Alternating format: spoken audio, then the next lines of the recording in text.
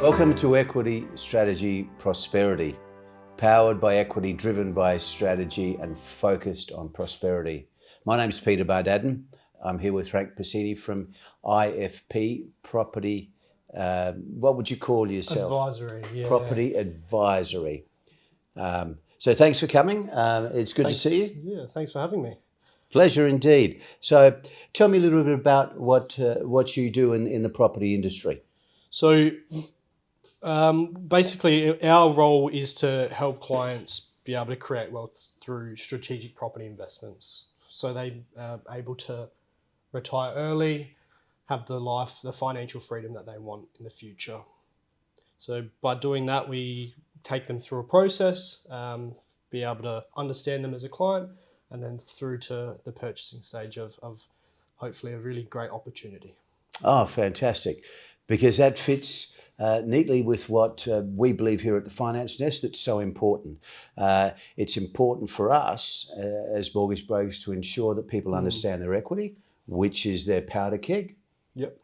Because that supports everything they do, to then go through and look at what their borrowing capacity is, both in terms of the normal as well as self-managed super funds, which is an area that is only growing in terms of people's interest and understanding. Yep. And then we go about putting the pre-approvals in place. So that sets everything up. The customer is understanding of everything, confident with everything. And then once we've got all of that in place, then they're able to focus on their strategy. Yep. And that's where you come in terms of that. Is that correct? 100% agree, yeah. So that's where we let the mortgage brokers understand the finance side of things in terms of getting them the where they want to be finance-wise. And our job is to make sure that that finance is going towards a really good opportunity that suits their end goal. So starting with the end in mind is really what we start with, is looking at where they want to be, where they're at today, and what they need to do to be able to get there. So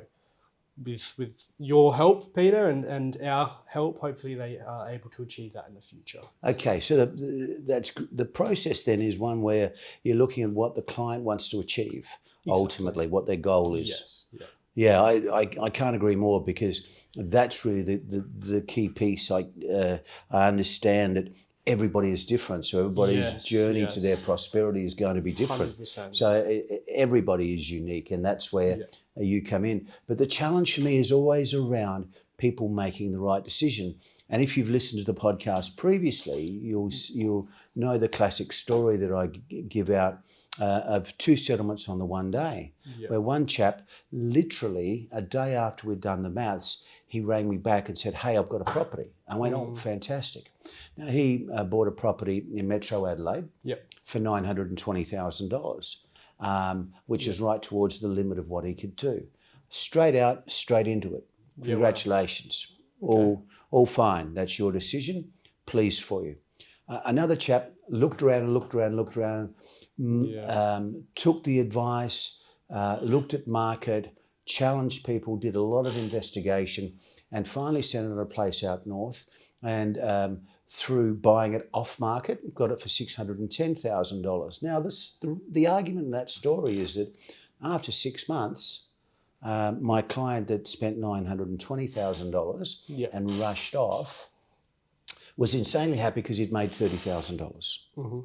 Whereas the other chap, for $610,000 of investment, he had made $75,000 over the same period of time. So you multiply that out, it's quite a significant gain by being rigorous about what you do and adopting the strategy that works for each individual. So tell me, you've got a plan and a strategy. Yes. Tell me a little bit about that. We have a process. It's actually 15 steps, which is broken down to stages that we go through with the client. So not every step we will meet with the client, but those steps are there to ensure that we are hitting every point that needs to happen throughout those stages. From start, it's understanding the client, what they want to achieve, what their end goal is. Do they have any extraordinaries they're going to be doing in the future? Could be private schooling, could be going on a holiday, new car, whatever it is. So we need to know that, so we're understanding that we're not going to get the client into any issues in the future, or not be able to do that. So that's where we need to really understand what they have and what they want to do, and then we can move through a process where we can start looking at different funding analysis. So how much is a scenario going to cost if they say have a borrowing capacity of 700,000? So with the help of you, Peter, to understand what their capacity is, what would that then mean for them cash flow wise? So we have a property investment analysis that we'll run through. Then once we've gone through that, we can really make a strategy for the client on what they want and what they want to achieve. From there is then we'll hit the acquisition stage, really go out and start hunting for a property that matches that strategy. And once we find that property, or could be a few different opportunities for the client, we'll run through them with them, and then the buying stage happens. So throughout those first 6 or 7 steps, that's basically that stage. Once the buying stage happens is when we'll then engage them with conveyancers, get the purchasing stage happening, do contract reviews. We mostly do brand new house and land packages. Throughout our time, we've noticed that's probably the best for our clients and what they want to achieve. So then the build stage would start. We'll run through the build stage, ensure that everything's running up to date, and we're notifying the client through every stage.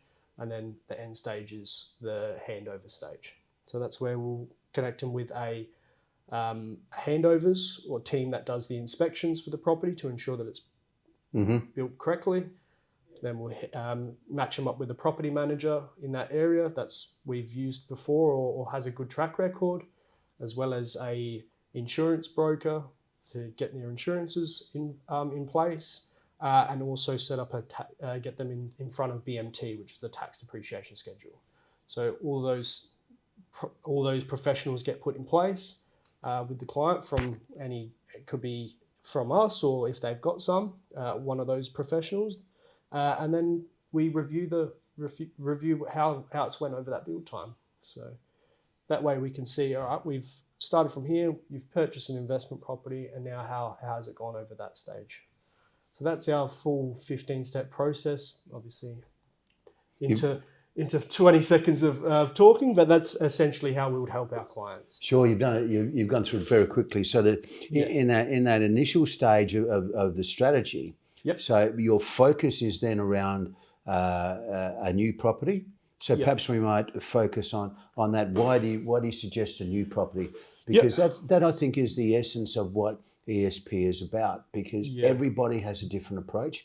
Everybody has a different risk level, a different comfort level, and everybody will approach things. This is what I want to do from an investment perspective rather than something else. So your focus is really around new homes. Land, so tell us why it's focused that way. Great question. There's multiple different reasons, and obviously the budget has changed a little bit in terms of that. We'll go through that into too much detail. But that's for another podcast on another day, I think. I reckon. We choose new property because you get your most depreciation for the property. So you can do fixtures and fittings where they changed the rule. I can't remember when exactly. I think it was 2017. Where all like existing properties don't get your fixtures and fittings depreciated. Okay.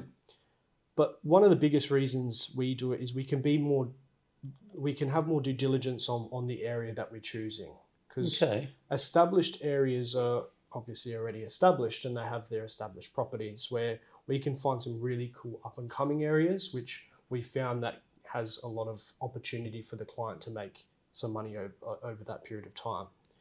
So how does that work relative a new suburb or area? So what are the steps you do in that rather than say an existing older suburb? Yeah. So essentially we're looking at sort of the areas itself.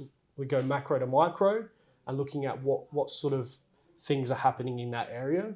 So obviously big developments are happening in certain areas of Australia.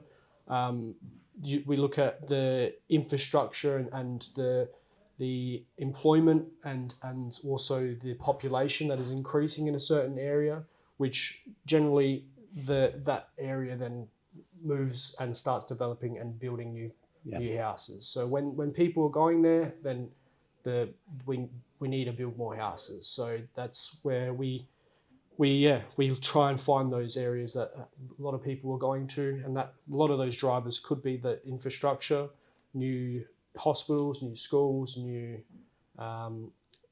train lines, any sort of that infrastructure that we can see. That's going to be something that is going to drive that area. And another thing that we do while we do new builds is because it's a fixed price. So Okay.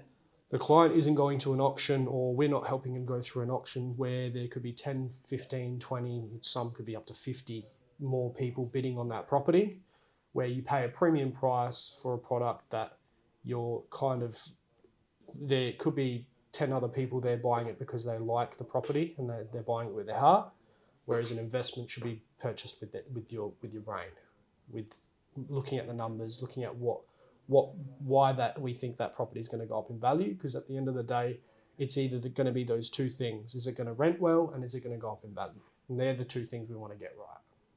Okay, so what you're in effect doing is you're trying to dilute as much risk out of it. Yes. Whilst looking at the projection and the potential of that. So you're creating a much more solid outcome. Is I guess the way of looking at it. Exactly right. And then the another big risk is when you're buying an existing property, you don't really know what you're buying.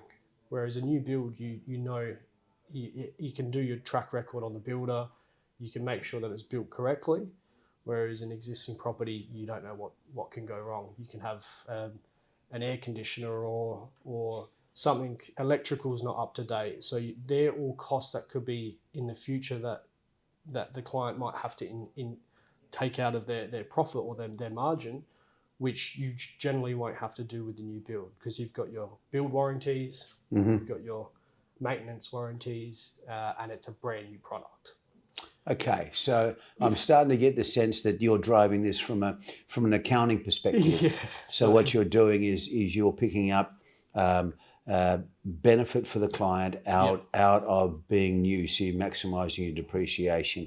You're minimising potential downstream costs. That's right. You're then looking at potential growth because of the new area. So what you're trying to do is put it through a road test, if you will, to make sure this thing is fit for purpose and will drive you to the destination that you want. To build an analogy around it. That's it. Okay, so that makes a lot of sense, and it's the same argument that I have with people with mortgages, where I argue that 10 basis points. I mean, I think we all talk about basis points these days as if we've all got an economics degree, but 10 points can make all the difference. A $395 fee on their mortgage is just highway robbery, in my view. Yes. It's an extra $400 that you're giving to the bank for no good reason at all. No. So these are things that I point out, and I think they're important. So you take that to the nth degree with what you do 100%. in your suggestion. Yep. So how do you, in terms of the properties, who builds those properties? We've got a very select, builders, but we also have builders all across Australia.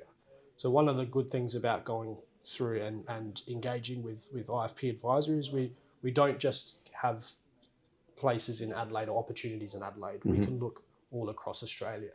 So one of the reasons for that is because we don't have our own acquisitions. We have a team called Aspire that we work under, well, not work under, but we work with, and they are the ones that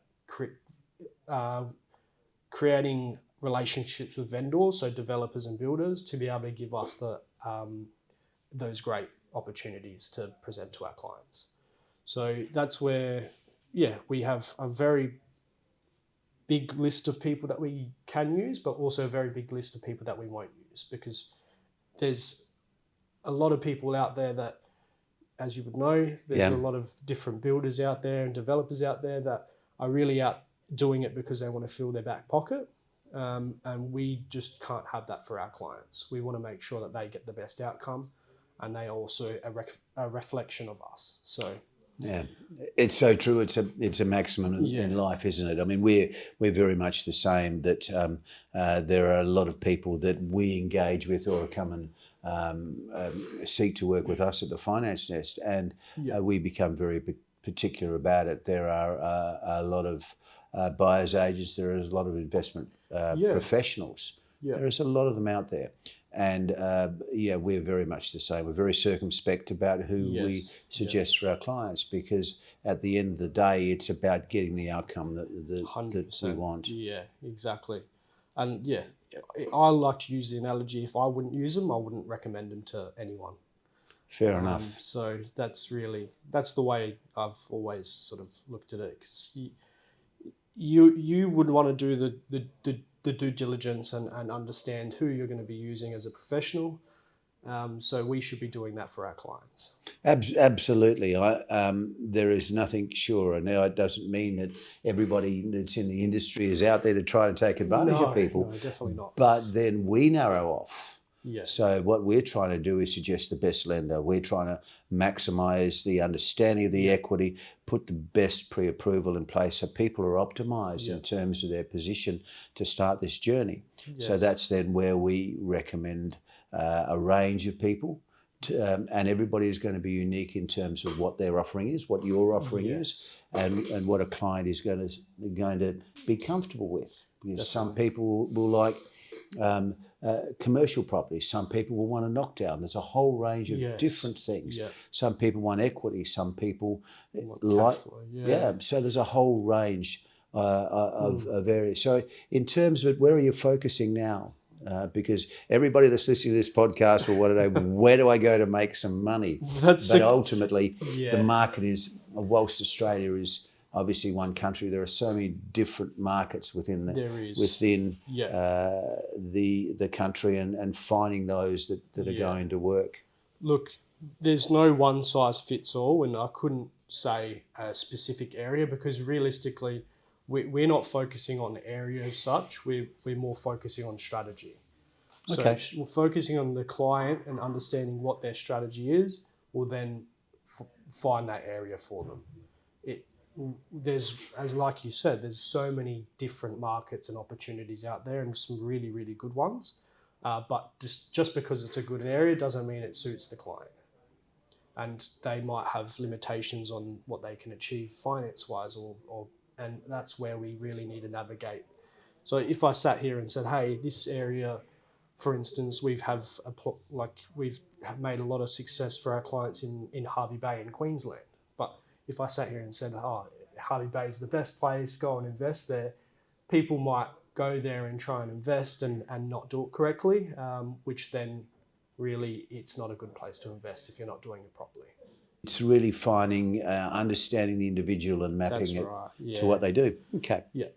Have you got some examples of where you've some great success or been able to turn some people around? Yeah. So we actually had IFP Advisory. We've been around for 15 years. So I obviously haven't been working for IFP for that long, but throughout the process, John, he had a...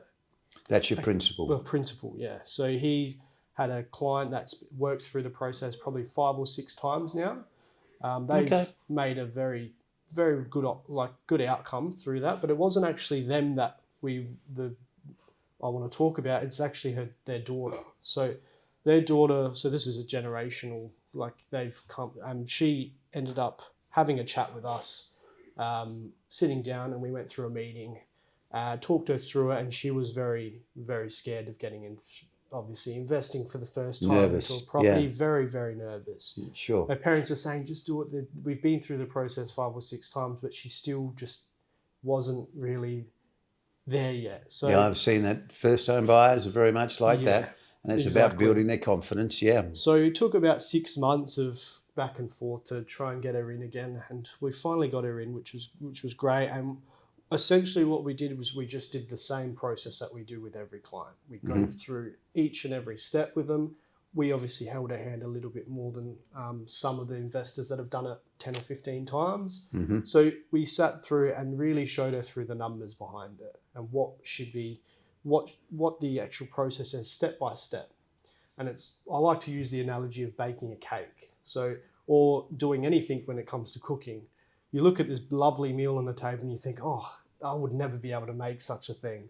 But once you actually look at the recipe and then go through the process with a cookbook, then all of a sudden you've got that lovely meal on the table. So that's exactly what we did with her. We went through every step, and she ended up purchasing a property in 2022. It was in WA. Mm-hmm. That property she purchased for $400,000. The value of that property today would probably be around 750 to 780,000. So throughout that 4 years, she's made about 350 grand, thereabouts, which she hasn't actually purchased her own property yet, but that's really accelerated her to be able to put a great deposit down for her owner-occupied, or look at reinvesting with that equity. So her strategy was a rent vest. Yeah. We'll live at home and invest. Yeah, great, a great strategy. I've got clients who have done the same. Definitely. Have recommended their sons in that example, and they've both got properties, and it's a fantastic situation. Yeah. Mum and dad are happy because they're still living at home, but they're also insanely happy because both their sons are in property and have got that. As my dear old grandmother says, they've got a backbone. That's right. But it's so important because property grows wealth. It does. 70% of Australia's wealth comes from property. Yeah. And that's why we have a podcast, and that's why we have an industry around it, because leaving aside the interesting scenario of the federal budget that will wash through, property is still a great investment in Australia and will continue to do so, because all government changes are in effect temporary. They will change at some time. Yeah. So we've got to see the outcomes of what this is, but ultimately the underpinning of property strength in Australia is that there is a shortfall between supply and demand. Yes. And until that equalises, if it ever would, then that underpins the market in terms of strength. So that's a great outcome. 400 into 750, 780 at that age, and that's it's a game changer for her life, really. Yeah. It starts her off to such a good, great start. And from there she can go anywhere, really. It can be, and it just goes to show, if she just hadn't done and didn't sit down with us that day and didn't go through that, she would be probably like a lot of other Australians or a lot of first home buyers where they just don't have the ability to not even get where they want to live, is be able to even achieve a property themselves. So I just can't agree more. I mean, if I was to typify a conversation that I have, it's about, yes, you can do this. And that's not only the repository of first home buyers, it's across the board. Of course. There's a lot of people in the investment. I'm sure you'd see that in the investment space who have got their owner-occupied property. Yes. If you've had a property in Australia for the last 5 years, certainly in Adelaide and many other markets, then you've appreciated significantly, creates your equity. Yes, that creates concern around what the future might look like, but it is that engine that you can use to throttle up and use to drive towards your prosperity. It's such an amazing situation. Yeah, it's such a powerful tool that a lot of Australians aren't capitalising on either, having that equity there that they can use. And I think a lot of Australians don't have the understanding of how achievable it actually is for them until they sit down and have those numbers. And it's similar to the daughter I was talking about before, until you have those numbers in front of you and say, this is how much it's actually going to cost you per week to hold on to this. Correct. They don't know that. And then look, investment always holds some risk, but at the end of the day, if you don't take risks, then it's very hard to get far in the current circumstances that we're in. Can't agree more. In terms of it, I mean, we have a focus on self-managed super funds as well. I like to call it smart money securing futures, actually, because a lot of people have sufficient money in their super fund to be able to leverage up. So what it does is it takes away risk. It offers diversity. It does, and it maximises your opportunity within it. So are you seeing an increase in self-managed super funds? We have, yes. We've recently had a few, and we are part of an accounting practice as well, which is good. So we can do a lot of the setup. Obviously, the advice process is very regulated and needs to be done very correctly. So, but we have seen a lot of clients seeing that maybe it's not something they want to do in their names, but they've got a big chunk of money in their super, and they can use that as a way to get into they certainly can. So we have we've seen quite a few clients that have come through wanting to invest with their super, which is I mean, for a lot of them, and this is what they're saying, is that it gives them more control over what their retirement looks like. So I think it's a great tool to do that as well. Yeah, the challenge there is not a lot of people understand how straightforward it is and what it actually means. Because effectively, it's the same type of investment strategy where you'll have a deposit. That deposit comes from your super fund, and you then go and acquire an investment property. Now, it's different to a standard investment, but it sits outside of everything else. Yes. It's quarantined away. Specifically, so it becomes a superannuated asset that you can access on retirement. So there opens up a whole range of strategies for you, can be driven out of equity as well. And there are ways that your equity, as you would know through the accounting rules, you can use your equity to fund a self-managed super fund. So there are lots of benefits of having great advice. Yes, that's exactly right. And that's what it comes down to, is always speaking to your professional. And if you don't have one, go find one, or talk to us, and we'll push you into the right direction. Because like I said before, we not only do we like to work with people like us, and I like to think that we're both very transparent and also have good ethics behind us, but that we're going to try and get them into a professional that's going to really help them understand that, and for them to get a good outcome from that. Absolutely. Yeah. Well, there we go. It's been an interesting discussion. Now, I always like to finish up. I'm a great one for having sayings or statements that drive people. So my question for you is: have you got one one special line or something that fuels you? Fuels me. I think the one that comes to mind is that it's not what you don't know that gets you in trouble. It's what you know for sure that just isn't so. So. That's deep. There we go. How that works for me is that when I think I know something to be completely true, or I think I want to challenge myself to get more education around it, to always adapt and always evolve from that.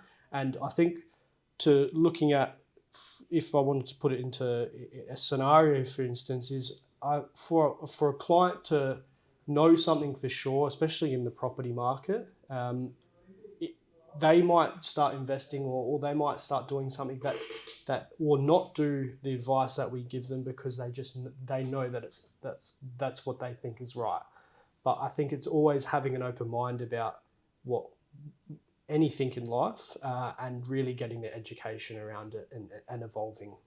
So that's really where I think, and I think a lot of people can get themselves in trouble from not taking advice and not getting the right advice.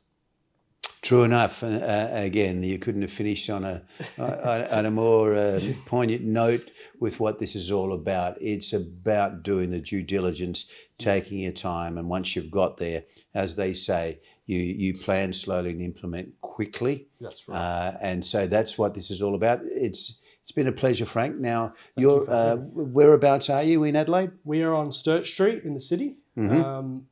Our office is there. And you're on all the socials and everything else. All the socials, Instagram, Facebook. Obviously, you can reach me via email, frank@ifpadvisory.com.au.